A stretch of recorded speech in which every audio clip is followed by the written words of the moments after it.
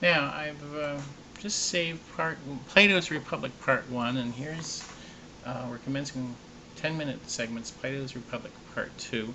Um, I spoke for hours with Rianaka in Hawaii tonight, and we talked about the trade-offs of a sluggish but safe, conservative, Republican legislative form of government versus a perhaps more powerful, volatile autocracy under an autocratic ruler.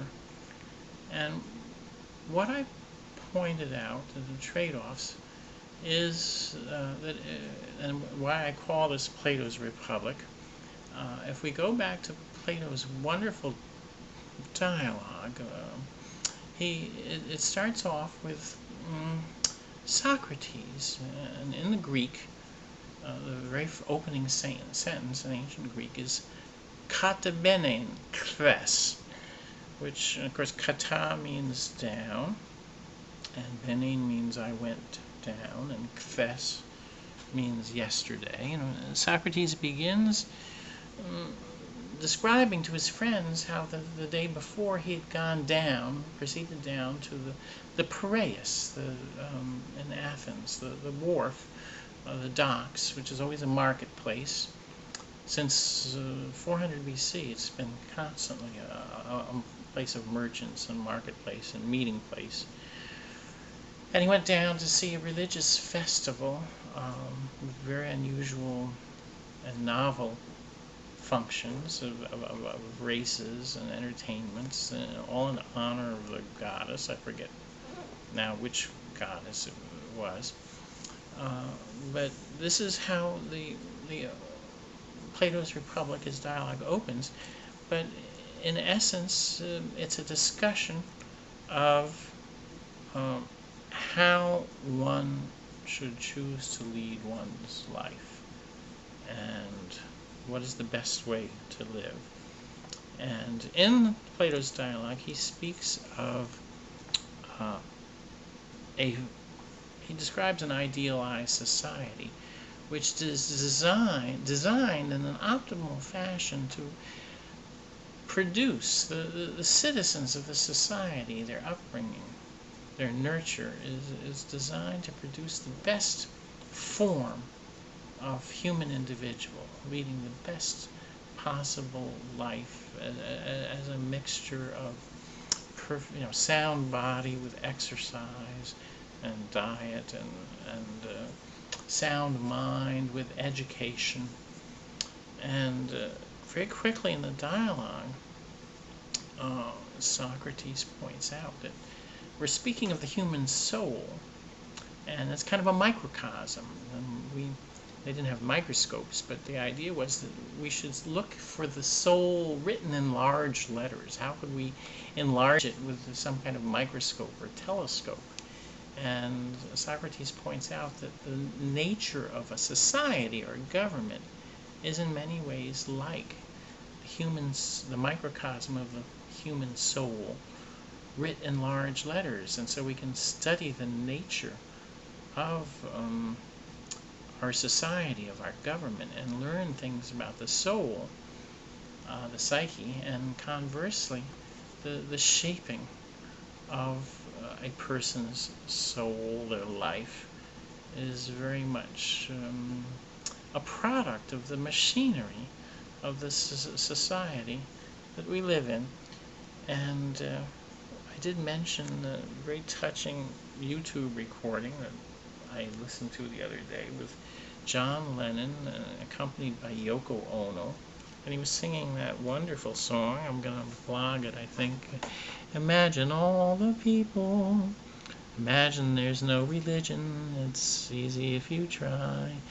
And I'm going to bring up this wonderful words of this song where he describes a kind of idealized society where there is no religion and there are no wars and there's nothing to kill about or to die for. And it's really kind of a humanist, existentialist attempt describing society, the goals of human society.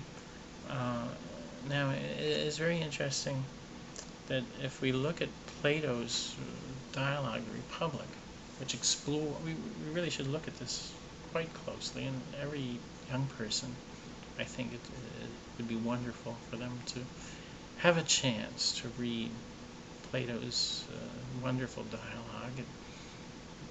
It's suitable for any young person. It doesn't take a great deal of background in science or language to look at these things, and it's very pure from a historical point. It was maybe 300 BC, and Christianity was not yet known, and there was no talk of communism or fascism, some mention of tyrants, absolute rulers, and they could be good and they could be bad, but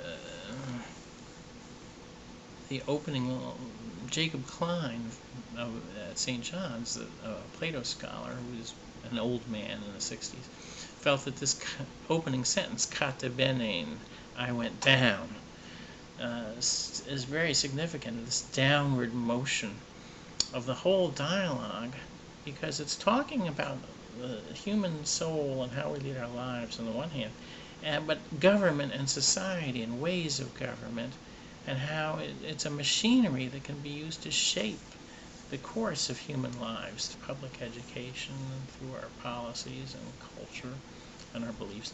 But the climax of the whole story of the Republic is when, and it is very fanciful, it's very poetic, but a soldier has died in battle, and his name is and he's of the Pamphylian race, which in Greek means every race. He's every man. Pan means all, and philes means race or branch. So he's an everyman, and he's died. He's on the funeral pyre, and of course pyre means fire. They're ready to burn him up, and all of a sudden he comes back to life, and he startles everyone. He jumps up. He's alive. It's a resurrection. And he begins telling people what life was like in the underworld.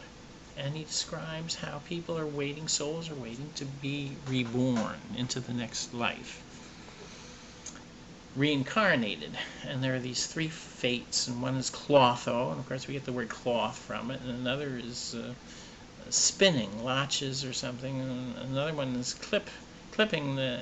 So one fate is spinning the thread that will become the fabric of our lives, and another fate, by chances and circumstances, is weaving it into some kind of a tapestry that will take the form and shape and course of our character, the fabric of our lives. And finally, the end, the thread is clipped, and that's death. And then our soul goes somewhere, and we're somehow reborn again. And he sees all the souls waiting for rebirth.